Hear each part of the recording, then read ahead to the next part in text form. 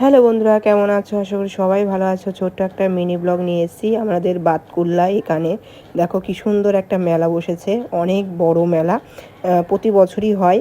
তা আমি এসেছিলাম বাতকুল্লায়, তাই এখানে এসে দেখি যে মেলা, তার মেলা একটু ঘুরতে এসেছি। মেয়েকেও এনেছি, এখানে সুনীত আছে, ও এসে নিয়ে এটা উঠবে ওটাই উঠবে পাগল করে দিচ্ছে।